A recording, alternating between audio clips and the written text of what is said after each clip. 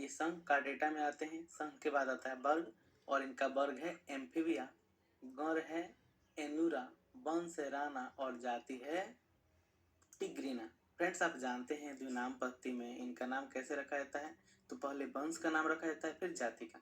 तो वहीं पे यहाँ पे आप इनका जो वंश देख रहे हैं वो राणा दिख रहा है और टिग्रीना दिख रहा है इनके जाति का नाम। और इनका फिगर आप देख सकते हैं मेढक कैसे होते हैं। तो देखिए अगला हिस्सा है जो सिर कहलाता है, सिर पर ही आँख होते हैं जो दो होते हैं, ये आँख है इनका। ये जो आगे वाला ऐसा संरचना होता है जिसे हम अग्रपाद कहते हैं और वैसी ही एक संरचना पीछे होती है जिसे पश्चपाद कहते हैं। अब बात करते हैं इनके आवास व प्रकृति की।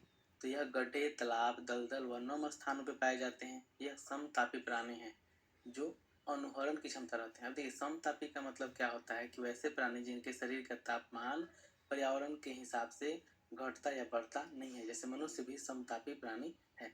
यह जल व थल दोनों में वास करते हैं।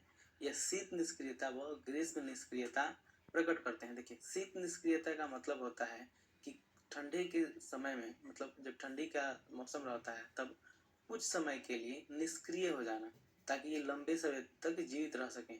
ठंडी से बचने के लिए ये कुछ समय के लिए निष्क्रिय हो जाते हैं, उसी गुण को शीत निष्क्रिय कहते हैं।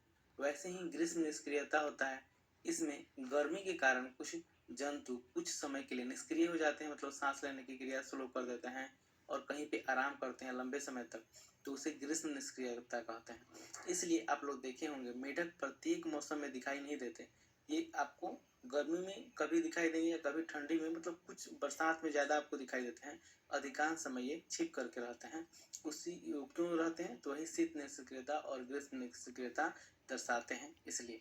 अब बात करते हैं बाह्य आकारिकी के बारे में कि बाहर से कैसे होते हैं। पहला है त्वचा जानते हैं। तो मेढक की त्वचा मुलायम व लसलसी होती है। त्वचा पर अनियमित धब्बे होते हैं। निचली सतह हल्के पीले रंग की होती है। मेढक पानी नहीं पीता बल्कि त्वचा द्वारा अवशोषित करता है। ठीक है, तो आपने तो देखा ही होगा मेढक पानी में है, लेकिन ये याद रखिएगा कि वो पानी पीता नहीं है, क्या करता है अपनी त्वचा द्वारा अवशोषित करता है, यानी मुंह से वो पानी नहीं पीता है। मेढक का शरीर सिर धड़ में विभाजित रहता है। ठीक है, यानी इसका जो शरीर है वो दो भागों में विभाजित रहता है, सिर और धड़ में। मेढक में गर्दन व पूंछ का अभाव होता है। आप मेढक में देखिए ऊपर फिगर, गर्दन नहीं होती है व पूंछ नहीं होता है। मुंह के ऊपर एक जोड़ी नासिका द्वार तथा निमिषक पटल युक्त आंखें पाई जाती हैं। आंखों के दोनों ओर कर्णपट उपस्थित होता है, जबकि कर्ण बाहर नहीं होता है, अर्थात बाह्य कर्ण का अभाव होता है। मेढक में दो जोड़ी पैर अग्रपाद व पश्चपाद है तो होते हैं, यानी दो जोड़ी आगे, एक जोड़ी आगे और एक जोड़ी पीछे, जो गमन व गठे बनाने में सहायता करते हैं। अब ये देखिए अपने अग्रपाद और पश्चपाद से मिलाकर क्या करते हैं, तो ये गति करते हैं यानी छलांग लगाते हैं तथा गड्ढे बनाते हैं अपने रहने के लिए। अग्रपाद में 4 व पश्चपाद में 5 उंगलियां होती हैं। आपने फिगर में भी नोटिस किया होगा, अगर नहीं तो आप बैक करके वीडियो को देख लीजिएगा कि अग्रपाद में कितनी उंगलियां होती हैं, 4, जबकि पश्चपाद में 5 उंगलियां होती हैं। 8वां, पश्चपाद में झिल्ली युक्त संरचना पाई जाती है जो तैरने में सहायता करती है। मेढक में ध्वनि उत्पन्न करने की वाक कोश व अग्रपाद की पहली उंगली का मैथुनांग पाया जाता है। ठीक है, जिससे वे लोग ध्वनि उत्पन्न करते हैं। मादा में वाक कोश व मैथुनांग का अभाव होता है, तो मादा में ये अंग नहीं होते हैं। ठीक है, अब बात करते हैं आंतरिक आकारिकी की, यानी अंदर से ये मेढक कैसे होते हैं। और उसमें सबसे पहले बात करेंगे हम लोग आहार नाल की। तो मेढक एक मांसाहारी प्राणी है। मेढक का पाचन तंत्र आहार नाल व पाचक ग्रंथियां से बना होता है।